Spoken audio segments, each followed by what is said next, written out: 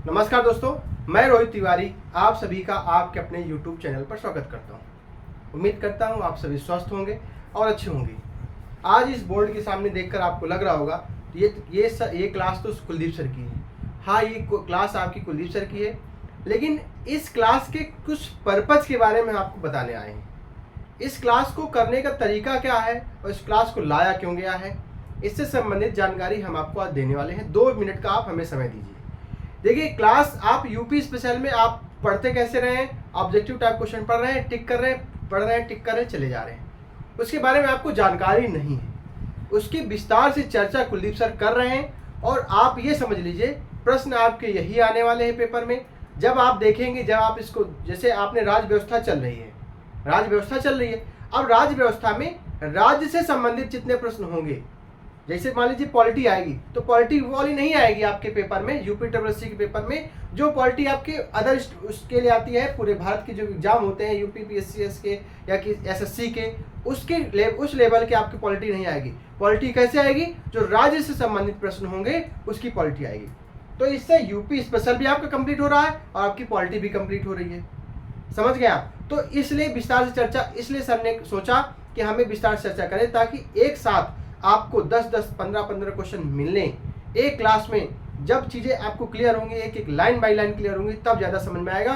तब जब इसको पढ़ेंगे फिर आपको ऑब्जेक्टिव टाइप क्वेश्चन में जब इससे संबंधित क्वेश्चन मिल जाएंगे तो आपको क्या हो जाएगा, आपको याद आएगा कि हमने सर से क्या पढ़ा था। इसलिए ये महत्वपूर्ण है, इसलिए वीडियो को अंत तक जरूर देखा करें। और वीडियो को स्किप करने का मतलब है आप पेपर से अपने स्किप होते जा रहे हैं।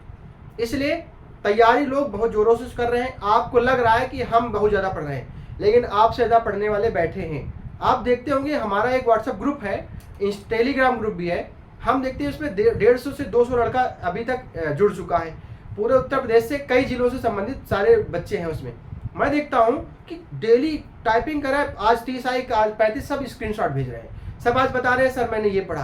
अब पूछ रहे हैं कि आपने ये कैसे पढ़ा, आप यूपी स्पेशल कहाँ से पढ़ रहे हैं, आप यूपी स्पेशल कैसे पढ़ रहे हैं, ये क्वेश्चन कैसे आया। तो उससे ये पता चलता है कि लोग कितना पढ़ रहे हैं। आप अकेले पढ़ रहे हैं इसलिए आपको पता नहीं कि आप क्या पढ़ रहे हैं। ठीक है, यदि आप भी जुड़ना चाहें तो डिस्क्रिप्शन बॉक्स में हमारा नंबर है, आप व्हाट्सएप ग्रुप में जुड़ सकते हैं। अब मैं बुलाना चाहूँगा कुलदीप सर को। कुलदीप सर आए और अपनी क्लास स्टार्ट करें। बिल्कुल आप लगातार पढ़ते रहें, वीडियो को अंत तक देखें। यदि आपको वीडियो अच्छा लगता है तो लाइक करें, चैनल को सब्सक्राइब करना ना भूलें। धन्यवाद। आइए सर।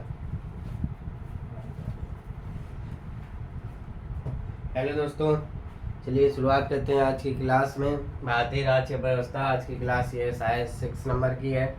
इससे पहले हमने क्या क्या पढ़ा दिया है तो ध्यान रखिएगा। राज्यपाल खत्म हो चुका है, मुख्यमंत्री, मंत्रिपरिषद खत्म हो चुकी है, विधान परिषद खत्म हो चुका है, विधानसभा खत्म हो चुकी है और लगभग 1-2 क्लास का और रह गया है, जिससे ये पॉलिटी संबंधित जो आपकी क्लास है ये यूपी की वो ख़त्म हो जाएगी। इसके बाद जो भी आप बताएंगे, जियोग्राफी हो गई या उत्तर प्रदेश का इतिहास हो गया, वो क्लास आपकी शुरुआत करेंगे। लगभग 1 क्लास और बचा है, उसके बाद ये ख़त्म हो जाएगी। ठीक है ना? धीरे धीरे हम लोग सारी चीज़ें कंप्लीट कर लेंगे। अब सोचो एक ही दिन में सब कुछ पढ़ लें या सब कुछ पढ़ा दें, तो दोनों चीज़ें ही नहीं हो सकती हैं। ठीक है, चलिए आगे बढ़ते हैं, शुरुआत करते हैं। क्या आज है हाई कोर्ट। ठीक है ना? आपको पता है कि हाई कोर्ट यानी कि उच्च न्यायालय 2 तरीके के कोर्ट होते हैं। एक कोर्ट तो 3 तरीके का होता है। अगर आप कोर्ट कहें तो सबसे देखिए ट्रायंगल के अनुसार दिखाया जाता है। ठीक है ना? यह है आपका त्रिभुज, जिसमें सबसे ऊपर दिखाया 3 भागों में इसको बांटा जाता है, 1, 2, 3। तो सबसे पहले ऊपर क्या आता है? ऊपर आता है सुप्रीम कोर्ट, मतलब सबसे बड़ा होता है। फिर आता है हाई कोर्ट जो कि बीच में होता है, आपको पता है हर राज्य में होता है। और तीसरे नंबर पे आता है डीसी यानी कि डिस्ट्रिक्ट कोर्ट। तो सुप्रीम कोर्ट एक होता है, तो उसके नीचे होते हैं हाई कोर्ट और उसके नीचे होते हैं डिस्ट्रिक्ट कोर्ट। उसमें से हम लोग आज शुरू करने जा रहे हैं हाई कोर्ट, क्योंकि उत्तर प्रदेश की राज्य व्यवस्था है, तो जो राज्य व्यवस्था से संबंधित है वो हाई कोर्ट से संबंधित प्रश्न पूछे जाएंगे। चलिए शुरुआत करते हैं हाई कोर्ट के बारे में। देखिए, भारत में उच्च न्यायालय का गठन, ठीक है ना, भारत में हाई कोर्ट का गठन कब हुआ? 1862 में हुआ। कब हुआ? 1862 में हुआ। कौन सी 3 जगह हुआ? तो ध्यान रखिए, कलकत्ता, बम्बई और मद्रास। मद्रास कहाँ कहाँ? कलकत्ता, बम्बई और मद्रास में हुआ। कितना? ये ध्यान रखिएगा, कब हुआ? 1862 में हुआ। 3 जगह होगा। कौन कौन सी 3 जगह? 18 कलकत्ता, मुंबई और मद्रास। वर्तमान समय की बात करें तो वर्तमान समय में कितने हाई कोर्ट हैं? तो ध्यान रखिएगा 25 हाई कोर्ट है। कितने हाई कोर्टों की संख्या कितनी है? 25 है। जिसमें से दिल्ली एक ऐसा केंद्र शासित प्रदेश है, यानी कि दिल्ली एक यूनियन टेरिटरी है जिसका खुद का अपना क्या है? उच्च न्यायालय है। ध्यान रखिएगा, क्या हमने बताया? दिल्ली ऐसा केंद्र शासित प्रदेश है जिसका अपना खुद का क्या है? हाई कोर्ट है, यानी कि उच्च न्यायालय है। अब आगे बढ़ते हैं। हाई कोर्ट का गठन, देखिए सब कुछ लिख दिया, आपको सिर्फ ध्यान से पढ़ना है। हाई कोर्ट का गठन किस तरीके से होता है समझते हैं। सबसे पहले एक अनुच्छेद आता है मोस्ट इम्पोर्टेंट 214। देखिए 2 चीजों में कंफ्यूजन होता है, 214 और 216 में। आज के बाद ये कंफ्यूजन खत्म हो जाएगा। सबसे पहले बात करते हैं 214 की। तो इसमें क्या लिखा हुआ है? इसमें लिखा गया है कि राज्यों के लिए एक हाई कोर्ट होगा। बस 214 में सिर्फ इतनी सिंपल चीज लिखी गई है कि राज्यों के लिए एक हाई कोर्ट होगा। अब आते हैं 216 में। इसमें दिया गया राज्यों के लिए हाई कोर्ट का गठन। क्या? हाई कोर्ट का गठन, यानी कि 216 में दिया गया है कि राज्यों में, जैसे 214 में लिखा गया कि राज्यों में हाई कोर्ट होगा, लेकिन कैसे होगा, क्या होगा, नहीं बताया गया। 2016 में इसको एक्सप्लेन किया गया, 216 में ये किया गया कि राज्यों के लिए हाई कोर्ट का गठन किस तरीके से होगा, यानी कैसे होगा। तो उसमें बताया गया एक मुख्य न्यायाधीश होंगे और उसके साथ उनके सहयोग के लिए अन्य न्यायाधीश होंगे जिनकी नियुक्ति राष्ट्रपति के द्वारा की जाएगी। बिल्कुल समझ गए। 214 में कहा गया कि हाई कोर्ट होगा और 216 में बताया गया कि हाई कोर्ट का गठन किस तरीके से किया जाएगा। फिर देखिए तीनों ही एक दूसरे से मेल खाते हैं। सबसे पहले जब संविधान बन रहा था ये सोचा गया कि एक हाई कोर्ट बनाया गया। फिर ये सोचा गया कि 216 में हाई कोर्ट का गठन किस तरीके से होगा, और फिर ये सोचा गया कि मान लो किसी राज्य में ना बनाए, मान लो संख्या ही ना हो वहाँ पे, तो क्या होगा। तो 231 में लिखा गया कि 2 या 2 से अधिक राज्यों के लिए, किसमें? 2 या 2 से अधिक राज्यों के लिए एक हाई कोर्ट हो सकता है। यानी कि जैसे 2 राज्य हैं ए और बी, इनके लिए संयुक्त रूप से एक क्या हो सकता है? हाई कोर्ट हो सकता है। ध्यान रखिए मैंने क्या बताया कि जैसे मैंने बताया कि 2 राज्य, जैसे एक का नाम है राज्य ए, एक का नाम है राज्य बी। इसमें कहा गया कि इन दोनों राज्यों के लिए एक हाई कोर्ट हो सकता है। इसलिए कौन से अनुच्छेद में बताया गया? 231 में बताया गया। तो ये तीनों अनुच्छेद आपको अच्छे तरीके से समझ में आ गए होंगे। चलिए आगे बढ़ते हैं। इसमें क्या है, देखिए बड़ा इंपॉर्टेंट लाइन है। कभी आपसे पूछी जाए जो हाई कोर्ट के जज होते हैं, यानी कि जो न्यायाधीश होते हैं, उनकी संख्या कितनी होती है। आप सुप्रीम कोर्ट में तो बता ले जाएंगे कि कितनी होती है, वो आप कमेंट में बताइएगा जरूर, ठीक है। न्यायाधीशों की संख्या किसमें? हाई कोर्ट में कोई भी फिक्स नहीं होती है। आपसे पूछा जाए, आपसे अगर ऐसा क्वेश्चन आए कि किसी भी कोर्ट में, कभी नहीं आएगा कि न्यायाधीशों की संख्या कितनी होती है, तो उसमें एक ऑप्शन आएगा कि फिक्स नहीं होती है। इसकी संख्या का निर्धारण, इसकी कि हाई कोर्ट में जज कितने होंगे, उनकी संख्या का निर्धारण किसके द्वारा किया जाता है? राष्ट्रपति के द्वारा किया जाता है। यानी कोई कोर्ट है, कोई हाई कोर्ट है, उसमें कितनी संख्या होगी, इसका निर्धारण किसके द्वारा किया जाता है? राष्ट्रपति महोदय के द्वारा किया जाता है, ठीक है। देखो अब क्या है कि जैसे यूपी में उदाहरण ले लेते हैं कि कहाँ, अगर आप अंदाजा लगाएं कि कहाँ की जजों की संख्या सबसे ज़्यादा हो सकती है, ठीक है ना। जैसे अंदाजा लगाने को बोला जाए कि अच्छा ये बताइए किस हाई कोर्ट में जजों की संख्या सबसे ज़्यादा होगी, तो ये बताया गया कि जिस राज्य की जनसंख्या ज़्यादा, उत्तर प्रदेश में राज्य में क्या है? जनसंख्या ज़्यादा। जब जनसंख्या ज़्यादा होगी तो क्राइम ज़्यादा होगा, तो वहाँ पे क्या होगा? मुकदमे ज़्यादा लिखे जाएंगे। तमाम तरीके की लड़ाइयाँ होती है, जरूरी नहीं क्राइम वाली लड़ाई हो, किसी भी तरीके की हो सकती है। तो मुकदमे ज़्यादा, जब मुकदमे ज़्यादा होंगे तो वहाँ पे क्या होगी? जजों की ज़्यादा जरूरत पड़ेगी, इसलिए वहाँ की संख्या जजों की बढ़ाई जा सकती है। किसके द्वारा? राष्ट्रपति के द्वारा बढ़ाई जा सकती है। समझ गए होंगे। आगे बढ़ते हैं। न्यायाधीशों की नियुक्तियाँ। क्या? न्यायाधीशों की नियुक्तियाँ कौन से अनुच्छेद? 217 में न्यायाधीशों की नियुक्तियाँ किस अनुसार की जाती है? सबसे पहले इसमें 217 में लिखा है कि राष्ट्रपति निम्न लोगों से परामर्श लेता है। यानी कि जब जो हाई कोर्ट में जजों की नियुक्ति की जाती है उसके लिए राष्ट्रपति ऐसा नहीं करता है कि आया जाओ उधर उधर जाओ ज्वाइन कर लो, नहीं, राष्ट्रपति इसके लिए परामर्श लेता है। किसकी लेता है? भारत के मुख्य न्यायाधीश से, यानी जिसको हम लोग CJI यानी चीफ जस्टिस ऑफ इंडिया कहते हैं, और राज्यों के राज्यपाल से, जिस राज्य में हाई कोर्ट के जज की नियुक्ति कर रहे हैं उससे संबंधित जो वहाँ का राज्यपाल है उससे उनकी सलाह लेता है। और हाई कोर्ट में, जैसे हाई कोर्ट में जज की नियुक्ति होनी है तो उस हाई कोर्ट का जो मेन जज है, ठीक है ना, जो मुख्य न्यायाधीश है किसका? हाई कोर्ट का, उससे भी उसकी सलाह ली जाती है कि आपके जो साथी, आपके जो कलीग हैं, वो आपके साथ जो काम करने वाले हैं उनका नाम हमको भेजिए। ये ऐसा राष्ट्रपति उनसे परामर्श लेता है। तो कितने लोग हो गए? 3 लोग, भारत का मुख्य न्यायाधीश, राज्य के राज्यपाल से, और हाई कोर्ट में अन्य न्यायाधीश के लिए हाई कोर्ट के मुख्य न्यायाधीश से परामर्श लेता है। तो ध्यान रखिएगा, न्यायाधीशों की नियुक्तियां जो होती हैं वो होती हैं अनुच्छेद 217 के अनुसार, ठीक है, राष्ट्रपति करता है। चलिए आगे बढ़ते हैं। क्या क्या जज साहब बनने की योग्यता होनी चाहिए? अगर आप जज बनने जा रहे हैं तो क्या आपके अंदर योग्यता होनी चाहिए? ऐसा लिखा गया किसमें? 217 के 2 नंबर में। सबसे पहले तो वही क्या, भारत का नागरिक होना चाहिए। क्या? भारत का नागरिक होना चाहिए, और उसे भारत के न्यायिक कार्यों में, जुडिशियल वर्क में 10 वर्ष का अनुभव होना चाहिए। कितने वर्ष, कितना अनुभव होना चाहिए? 10 वर्ष का अनुभव होना चाहिए। और वह हाई कोर्ट में 10 वर्ष के वकालत कर चुका। कोई एक चीज होनी चाहिए, दोनों चीज नहीं इसमें से। या तो किसी वो न्यायिक कार्यों में 10 वर्ष का अनुभव, यानी कि जैसे जिला जज है वहाँ पे 10 वर्ष काम कर चुका हो तो उसको हाई कोर्ट भेजा जाएगा, या वह हाई कोर्ट में 10 साल से वकालत कर रहा हो, वकील हो, तो उसको वो हाई कोर्ट का जज बनने के लिए पात्र है। ठीक है। हाई कोर्ट का जज किससे शपथ लेता है? तो ध्यान रखिएगा, उस राज्य से संबंधित जो राज्यपाल होते हैं उनसे शपथ लेता है। यानी हाई कोर्ट का जो जज होता है वह राज्यपाल से शपथ लेता है। इनका कार्यकाल कब होता है? तो ध्यान रखिएगा, इनका कार्यकाल 62 वर्ष तक होता है। ठीक है ना? कितने वर्ष तक? 62 वर्ष तक।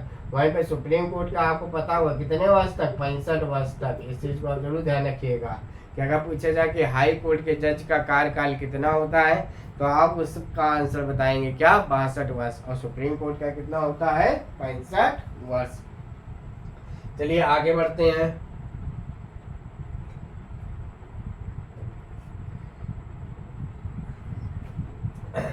त्याग पत्र किसको देता है? तो ध्यान रखिएगा, त्याग पत्र राष्ट्रपति के नाम पे दिया जाता है। दो चीजें हो गई। अगर आपसे पूछा जाए शपथ कौन दिलाता है तो शपथ दिलाता है राज्यपाल, और त्याग पत्र यानी कि रिजाइन किसको देता है? वो देता है राष्ट्रपति को। न्यायाधीश को जैसे जज साहब को हटाना हो कि भैया ये संविधान की अवहेलना कर रहे हैं, इनको किस तरीके से हटाया जा सकता है, तो वही होता है जैसे सुप्रीम कोर्ट में होता है। सबसे पहले क्या होता है?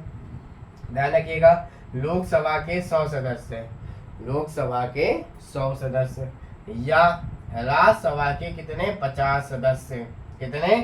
50 सदस्य। लोकसभा यानी कि देश की संसद में 2 होते हैं, आपको पता है, लोकसभा, राज्यसभा। लोकसभा के या तो 100 सदस्य साइन करें, या राज्यसभा के कितने? 50 लोग मिलकर साइन करें। वो जो साइन किया हुआ पत्र है वह प्रस्ताव सदन के अध्यक्ष को, यानी कि अगर लोकसभा है तो उसके अध्यक्ष को, और राज्यसभा है तो सभापति को सौंपा जाएगा। फिर क्या होता है? जब ये सौंपा जाएगा फिर एक समिति बनाई जाती है। उस समिति के द्वारा क्या होती है? जांच की जाती है। जज साहब को बुलाया जाता है, क्या ऐसा चीज़ है, ऐसी चीज़ है। तो जब ये समिति अगर सही मानती है तो प्रस्ताव पारित करके उनको हटा दिया जाता है। तो मेन इसमें ये कि लोकसभा के कितने सदस्य होंगे? 100। राज्यसभा के कितने सदस्य होंगे? 50। अब बात करते हैं हाई कोर्ट की शक्तियां, यानी कि उच्च न्यायालय की शक्तियां। क्या क्या शक्तियां होती हैं? तो ध्यान रखिएगा, सबसे पहली बात कि लोकसभा व विधानसभा के चुनाव, वर्तमान समय में लोकसभा चुनाव भी चल रहे हैं, लोकसभा व विधानसभा के चुनाव से संबंधित विवाद सीधे सुने जाते हैं। यानी कि लोकसभा से संबंधित जो विवाद होते हैं, विधानसभा से संबंधित जो विवाद होते हैं, उनके लिए डिस्ट्रिक्ट कोर्ट नहीं जाया जाता, आप सीधा का सीधा हाई कोर्ट जा सकते हैं। यह एक, अब ध्यान समझना, यह एक अपीलीय न्यायालय होता है, यानी कि अपील करना, यानी कि आप सीधा हाई कोर्ट में जाकर अपील कर सकते हैं कि भैया मेरे साथ कुछ अच्छा नहीं हो रहा, आप सुनिए। और क्या होती है? रेट शक्ति। रेट यानी कि विशेष शक्तियां होती हैं, जो कि अनुच्छेद कितने 226 में हाई कोर्ट में दिया होता है। सुप्रीम कोर्ट में वही रेट कितने अनुच्छेद 32 में दिया होता है। कितने प्रकार की रेटें होती हैं? तो ध्यान रखिए 5 प्रकार की होती हैं। ठीक है, कौन कौन से हैं? वो है बंदी प्रत्यक्षीकरण, परमादेश, अधिकार प्रक्षा, प्रतिषेध और उत्प्रेषण। ठीक है, 5 प्रकार की रेटें होती हैं। ये पूछा जाता है कौन कौन सी रेटें हैं, तो आपको नाम ध्यान रखना है, बंदी प्रत्यक्षीकरण, परमादेश, अधिकार प्रक्षा, प्रतिषेध और उत्प्रेषण। इसके अलावा अभिलेख न्यायालय भी होता है। क्या? High court. अभिलेख न्यायालय क्या होता है? वेरी सिंपल है कि अगर हाई कोर्ट के द्वारा कोई निर्णय दिया गया है, जैसे हाई कोर्ट ने किसी सड़क हादसे पर उसने कहा कि इनको बस 2 लाख का मुआवजा दिया जाएगा।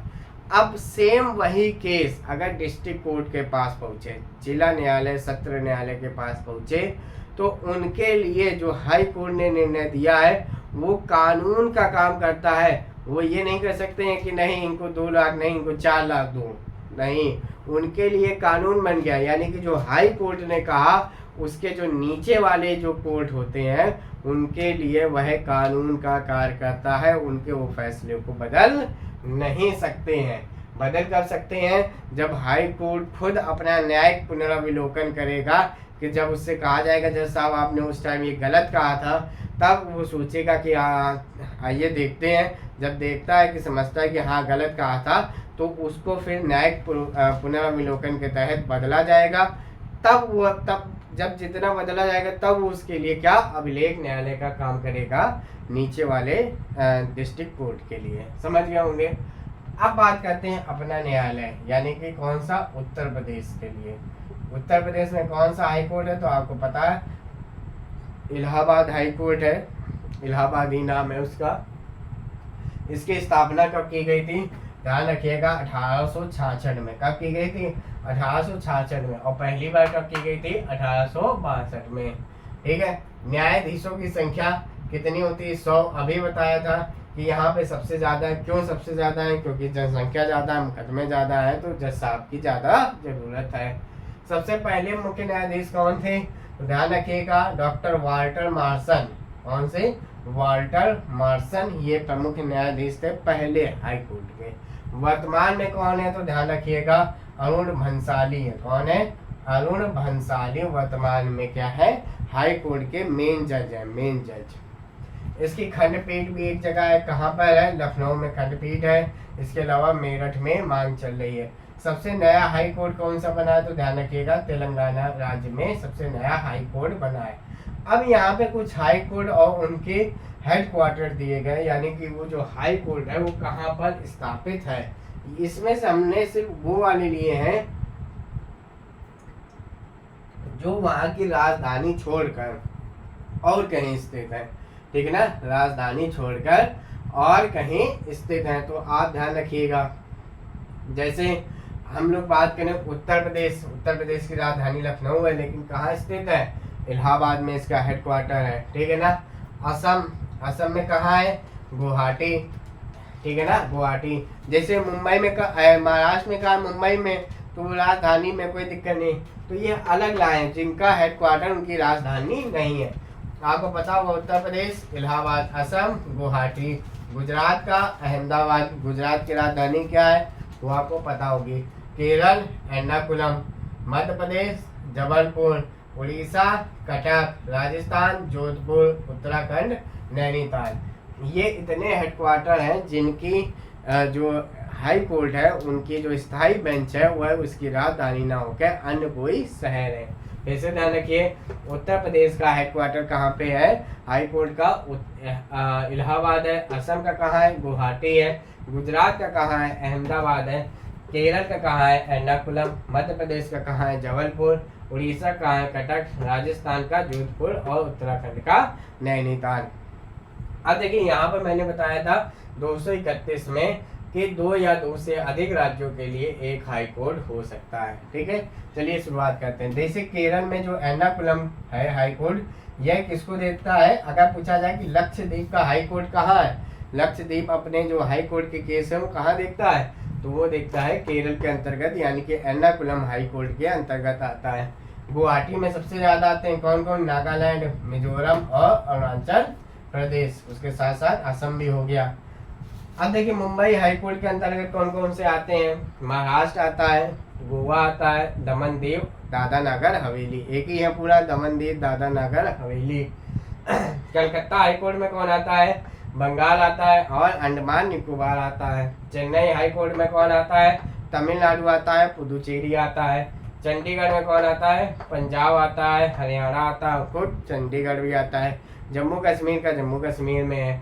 अब एक क्वेश्चन पूछा जाता है कि सबसे पहले बंद को असंवैधानिक किसने घोषित किया था? तो सबसे पहले जो बंद होती है, जो बंद कराई जाती नहीं कि उस दिन बंदी है विरोध में, तो बंद को सबसे पहले असंवैधानिक किसने कहा था?